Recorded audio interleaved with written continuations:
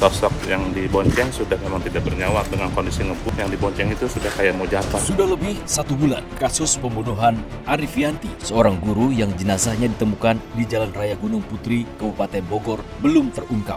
Polisi mengaku kesulitan menangkap pelaku. Yang bersangkutan ini lihai ya dari menghilangkan keberadaannya. Setahu kita juga yang bersangkutan juga mempunyai basic pendidikan IT. Keluarga korban berharap keadilan atas kematian korban yang diduga dibunuh teman dekatnya itu.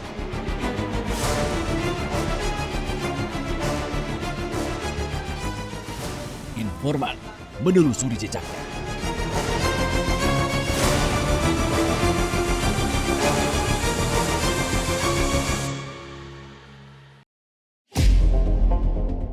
Satu bulan lebih, kasus Arifianti berlalu tanpa kejelasan.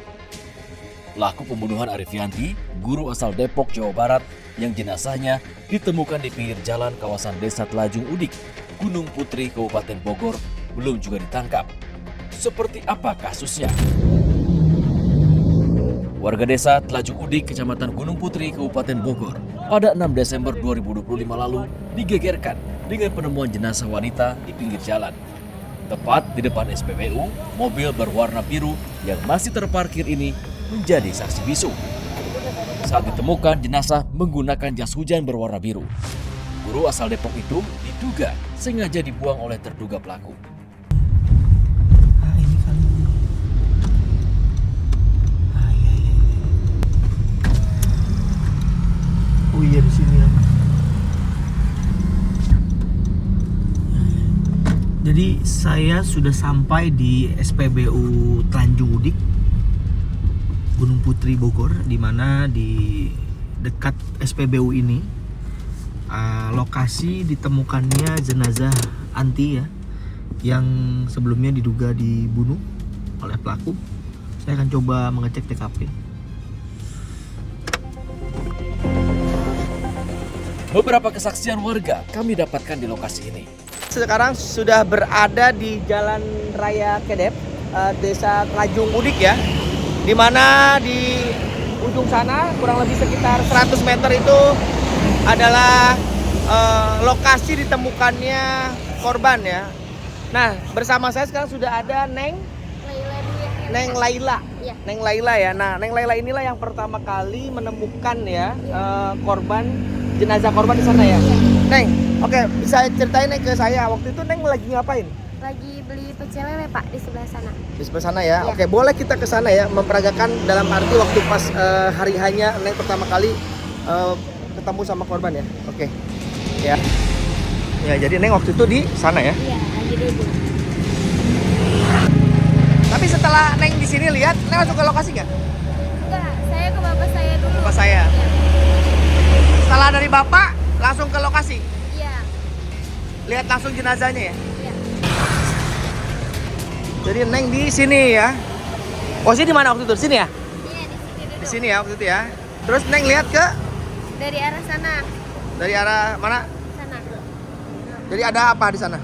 Ada bapak-bapak lagi ngebonceng ibu-ibu itu mayat tersebut Oh gitu. Ke arah? ke arah sana. Oke, waktu itu posisinya jenazahnya di dalam motor. Iya, di atas motor. Kakinya menyeret ke tanah. Kakinya Menyeret ke tanah. menyeret ke tanah. Terus berhenti di mana? Berhentinya kurang tahu sih Pak, soalnya saya masih di sini. Oh, di sini. Iya. Tapi Neng lihat lah pokoknya. Iya, pas mau arah pulang lihat. Pas arah pulang tiba-tiba ada. Sudah mayat tersebut sudah di tanah tergeletak. Oh gitu. Jadi di sini pertama kali ya, Kang. Punten. Sini ya berarti ya, jalan gitu ya. Itu ya. Neng, pada saat Neng di pecel lele tadi kan itu si diduga pelaku itu membonceng si korban kan? Iya. Itu ada ini enggak? Apa misalnya ada teriakan-teriakan warga lain nggak selain Neng? Nggak ada yang ngeh Pak. Nggak ada yang ngeh selain ya? saya. Kondisi jenazah berarti dibawa di depan ini ya? Di belakang. Di belakang kan, terus ada ikatannya kelihatan nggak? Nggak kelihatan. Nggak kelihatan ikatannya. Terus dari sana berarti Neng langsung pulang ke bapak? Iya. Terus ngomong? Pak, ada orang digeletakin di sana. Oh gitu ya Pak ya? Ngomong gitu ya? Ada orang diboncengin? Iya, diboncengin, kakinya nyeret ke tanah. Oh gitu. Terus akhirnya Bapak langsung cek ya? Iya. Terus gimana Bapak? sempat nengok ke jalan emang udah ada yang lihat 1 orang 2 orang, terus lari ke Pak RT, ngabarin Pak RT ada mayat di samping angkot, baru banyak orang baru berani buka. Terus? Karena awal-awalnya nggak berani yang buka, soalnya udah nggak ada pergerakan, gede, udah banyak orang langsung manggil polisi datang, udah makin banyak makin ramai.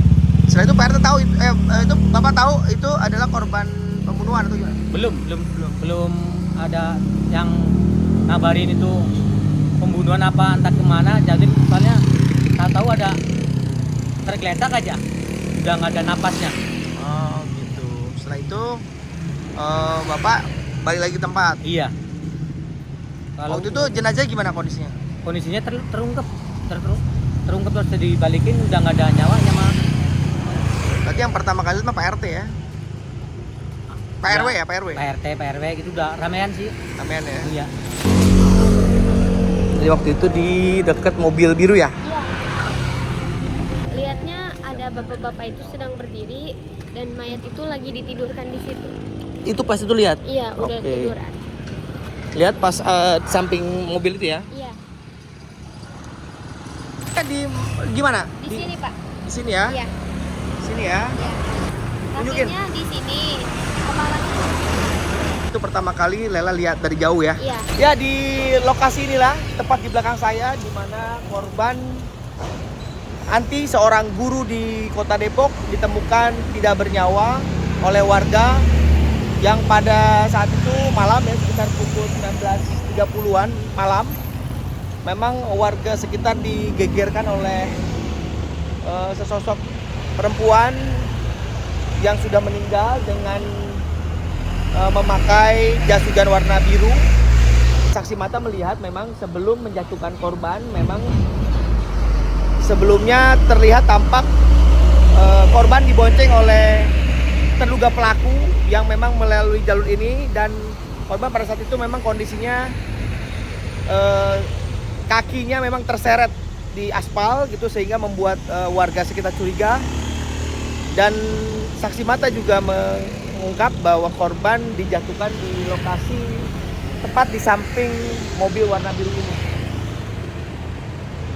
Setelah itu polisi datang, warga yang berada di lokasi ini juga akhirnya mendatangi lokasi dan menemukan memang korban sudah tidak bernyawa dan meninggal dunia dengan sejumlah luka yang cukup serius. Ada bekas luka di leher dan di kepala. Karena di videonya si Indai ada yang pakai jas hujan hijau, kan kata si Jalil yang boncengin hijau, yang diboncengin biru. Iya benar. Bener Pak, itu yang ngobrol sama saya. Bener. Ngobrol sama saya. Serius? Demi Allah. Dia Begini, asumsinya. Ini kayaknya apa tuh? Bahasa dia tuh jatuh. Kami juga mendatangi rumah korban di Cilengsi, Kabupaten Bogor. Di rumah ini diduga jadi lokasi Arifianti dibunuh oleh teman dekatnya.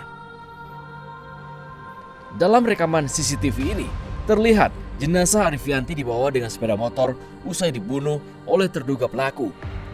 Rekaman saat terduga pelaku membawa jenazah dari rumah Arifianti dengan sepeda motor ini menjadi petunjuk penting. Doni, tetangga korban yang juga ketua RT setempat di Puri Kahuripan 7, memberikan kesaksiannya kepada kami.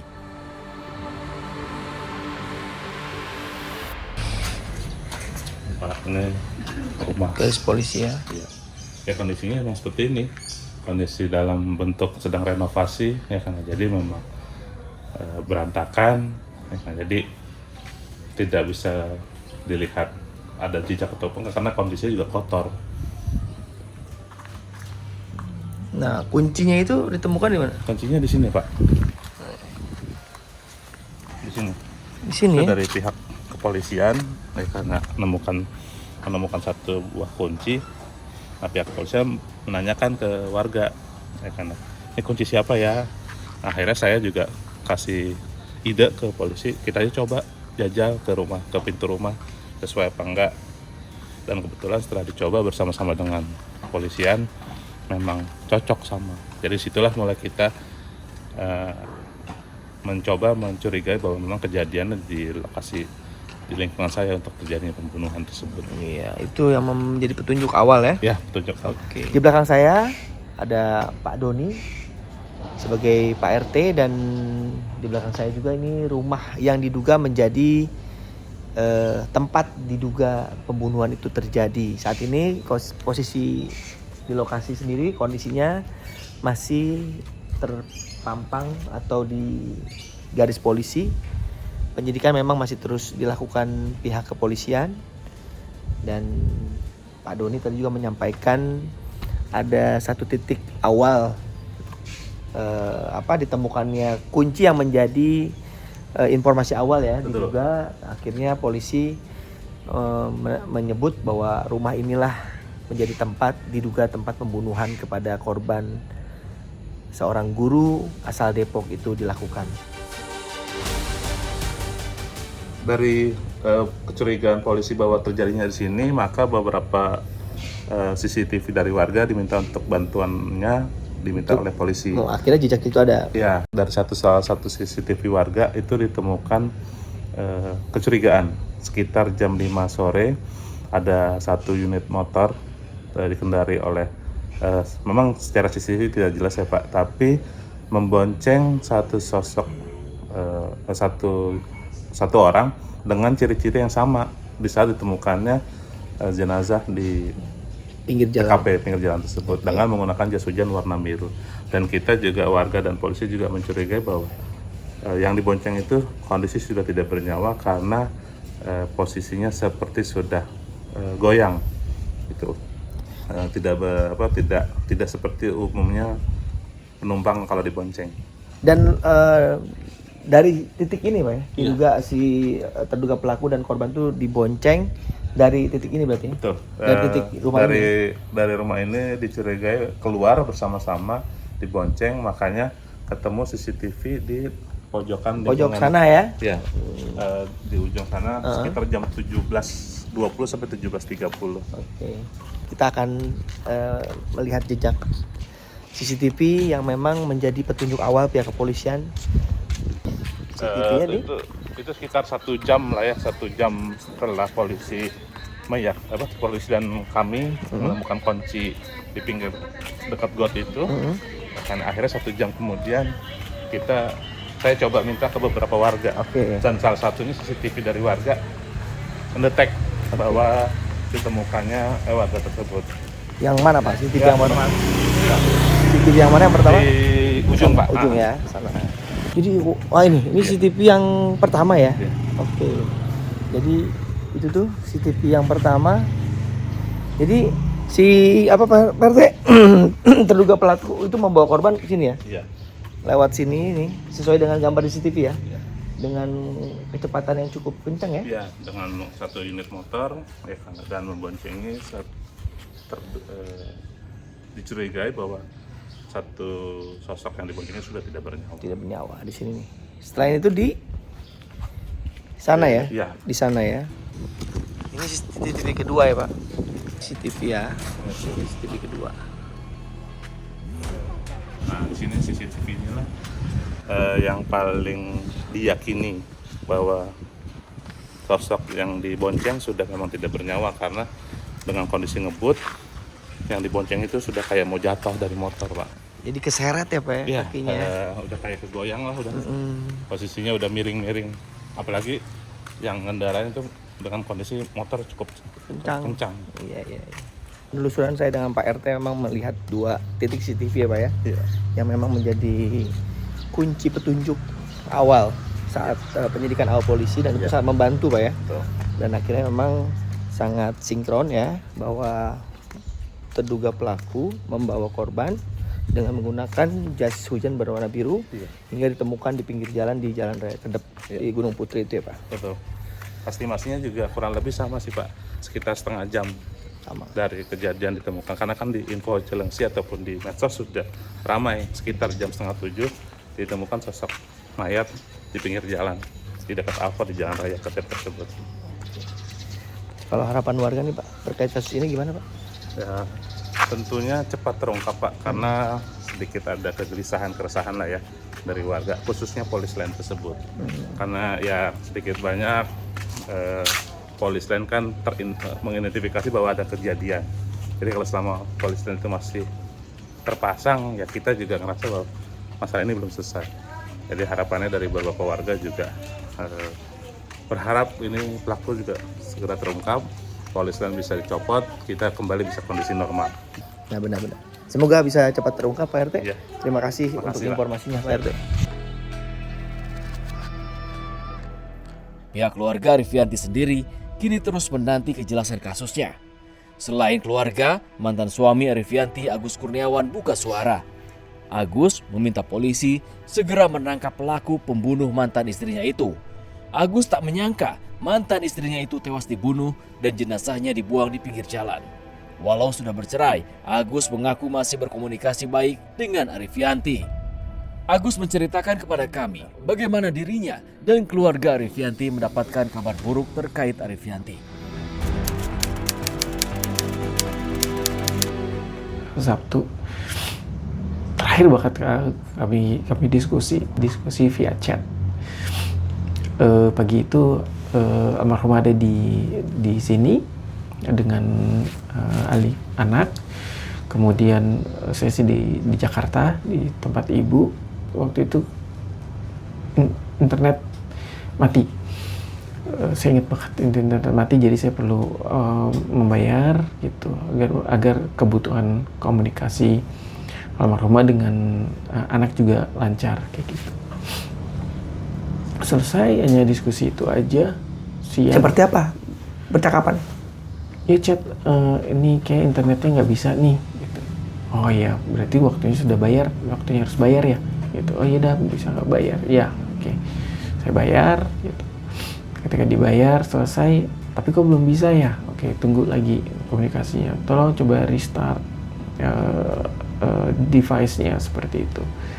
Itu yang saya lakukan di diskusi. Diskusinya pun juga diskusi di grup. Kami punya grup bertiga. Ada juga diskusi yang pribadi. Gitu. Kalau diskusi grup ya lebih seperti itu. Kalau di pribadi lebih ke ya saya melakukan transfer, saya sudah bayar, saya berikan buktinya seperti itu. Nah, lepas dari Isya itu anak bertanya, Bunda tidak bisa dihubungi. Gitu. Oh, saya coba membuktikan. Oh iya, tidak bisa dihubungi. Saya hubungi adiknya juga tidak tahu. Gitu. Anak itu merasa aneh karena tidak seperti biasanya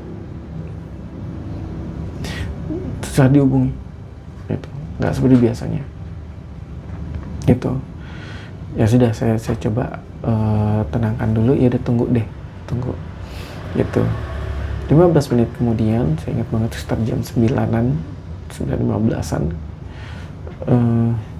anak menelpon dengan cukup panik ya, karena ditelepon oleh polisi yang mengatakan bahwa ditemukan jenazah Bunda. Jenazah Bunda di Gunung Putri, di pinggir jalan. Kondisinya saya melihat di sebelah telinga bagian kanan, karena saya melihat posisinya di bagian kanan saja. Saya bisa melihat posisi sebelah bagian kanan, tidak sanggup lagi untuk melihat sebelah kiri dan melihat semuanya.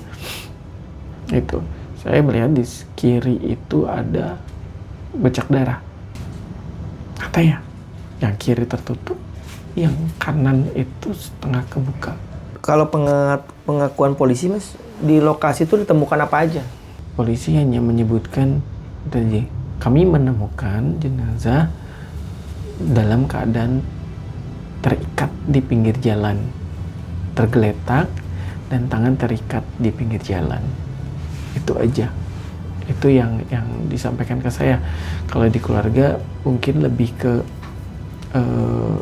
visumnya, gitu. Visum kayak misalnya ada kayak pembengkakan, penyempitan penapasan ya, saya kurang paham juga. Jadi intinya adalah seakan-akan kayak dicekek seperti itu. Kemudian ada benda tumpul itu seperti itu. Dan pada saat saya diperiksa oleh polisi memberikan beberapa foto yang saya bikin lebih shock lagi ya. Fotonya itu ya, karena almarhumah selalu memakai masker ketika di jalanan, itu beliau selalu memakai masker. Ya saya lihat itu maskernya banyak banget, maskernya udah isinya udah apa ya, darah semua. Nah itu dia, saya tidak tahu pasti. Saya tidak tahu pasti. Ya, saya menyerahkan semua ini ke polisi karena yakin polisi sendiri juga sudah punya bukti banyak gitu. Beberapa saksi juga sudah diolah oleh polisi. Saya hanya bisa menduga bisa jadi memang almarhumah sedang dekat dengan seseorang seperti itu. Terbukti dengan bukti chat ya? Ya ada bukti chat yang ya menunjukkan ada kedekatan ya, itu saja. Tapi seperti apa kedekatannya saya tidak tahu pasti, seperti itu.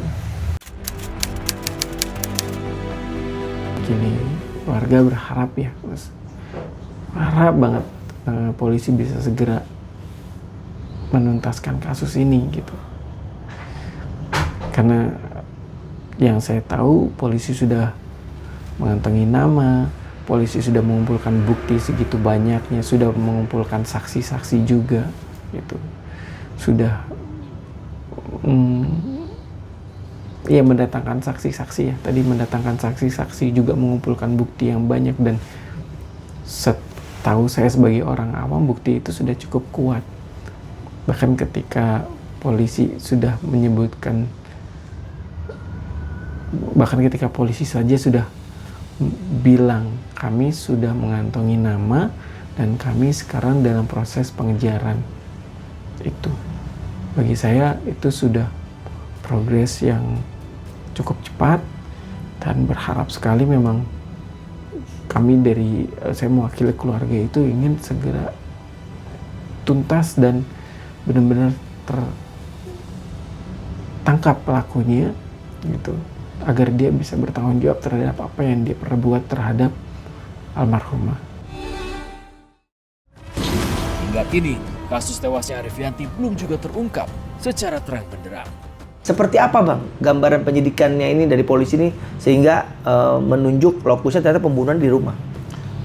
Jadi berdasarkan keterangan saksi yang ada, memang sempat ada pertengkaran di situ. Kemudian kita lacak dari petunjuk-petunjuk CCTV bahwa yang bersangkutan atau terduga pelaku itu membawa jenazah korban setelah dilakukan pembunuhan itu menggunakan sepeda motor yang mana korban diikat menggunakan sepeda motor.